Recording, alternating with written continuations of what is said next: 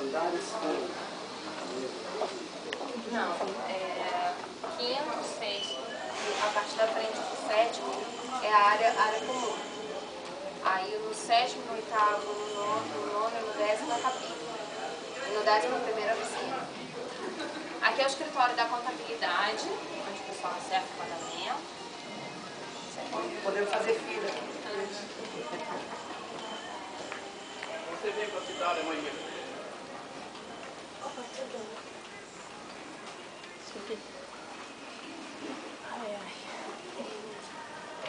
Ô Rui, é um desse aqui que você tava querendo comprar pra você?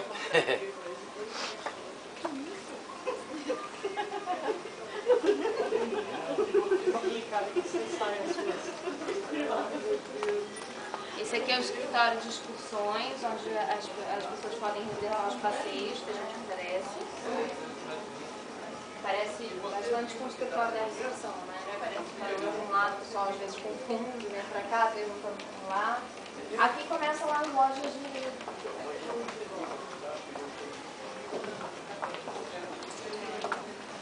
Lá da saímos uma das lojas também que eu construí. Que vende bebidas, A loja abre que hora? a loja só pode estar aberta quando o navio está navegando, por lei autoligada.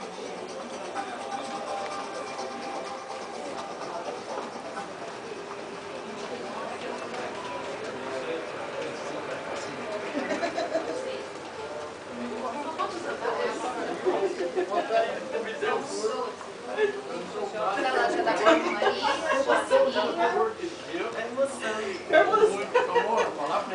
Tomou muito. Tomei um dedinho só. Louco?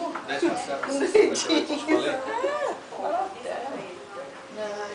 Olha isso, gente. É, vou ganhar uma marquinha preta. Ainda bem que as lojas estão fechadas. O que é isso? gasto que não tem. É que você queira registrar. Droga, que você é uma simples mortal, viu? Tinha que ter pedido o cartão que tem que ter, né? Deixa eu obter que ir embora com o cartão. Olha isso, olha isso. É verdade. Nossa, olha. Esse é o bar Beverly Hills. Tem música aqui à noite. Pessoal, vamos procurar andar de acordo com ela, só para a gente não perder as informações, tá? Que são informações importantes que ela está passando. Então vamos procurar manter o grupo coeso daqui para frente, tá bom?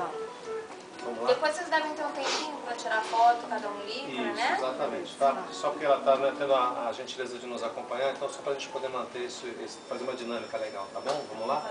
Vamos lá. Então agora a gente vai passar aqui. O restaurante está terminando o funcionamento dele aqui no quinto andar, mas tem o buffet, almoço, que funciona até mais tarde. Gravando tudo vai pro YouTube. Gravar tudo vai ser pro YouTube.